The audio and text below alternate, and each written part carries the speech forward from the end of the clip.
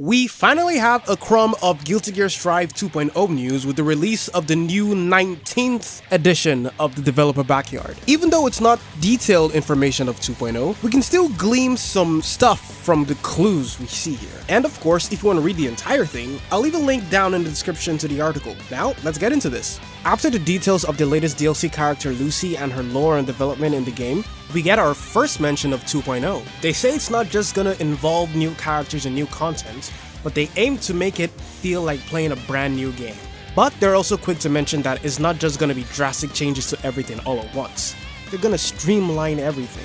The next thing they mention after that is about playable characters. They say they're gonna add one new playable character along with a major update coming in version 2.0. They made a reference to the teaser of the characters that was released in the EVO 2025 trailer, and they say that they plan to gradually release additional playable characters, including these, meaning these two characters aren't the only ones. Doubly confirmed by the next lines, we also plan to continue adding characters in future updates.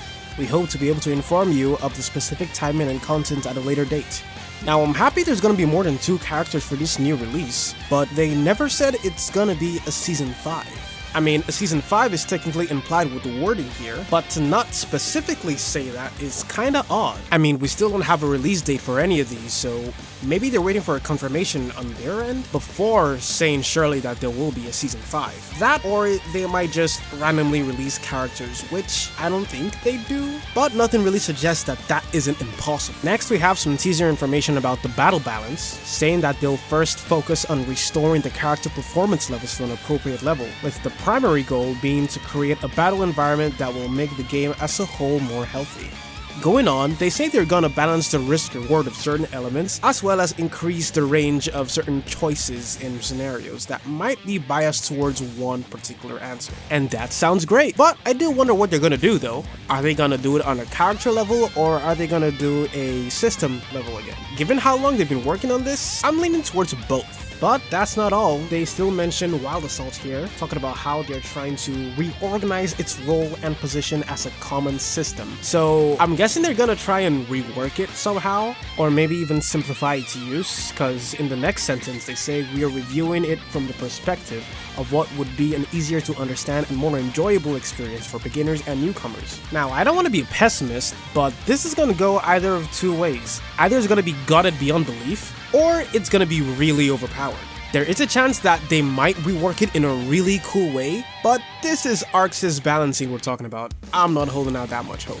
And in the last part of Battle Balance, in a small one-line sentence, they mention how they're gonna take a small number of characters and consider reworking them beyond simple adjustments. From the wording here, I'm guessing it's gonna be a major rework. And they did say a small number of characters, but I can only really think of one character that might need a rework. And that's Happy Chaos, to be honest. I mean, his playstyle is cool, but it just kinda defies fighting games.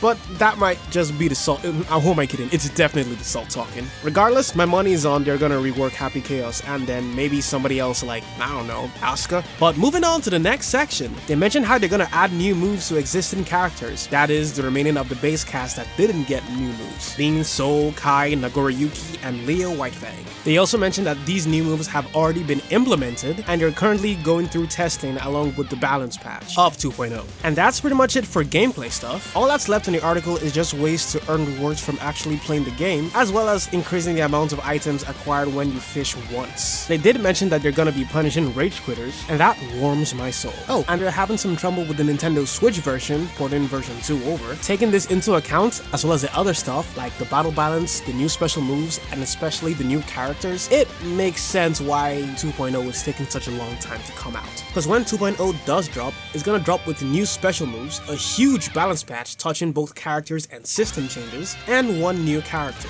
Saying this is the biggest update this game has ever seen is an understatement. And that's just what it's dropping with. That's not taking into account all the other new characters that are coming, as well as the new content. Heck, we don't even know if 2.0 is gonna come with a Season 5, which it most likely will. Anyway, that's the news so far.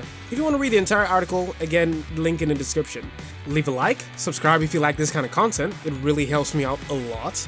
And it's been OZI, see ya. But it's always around.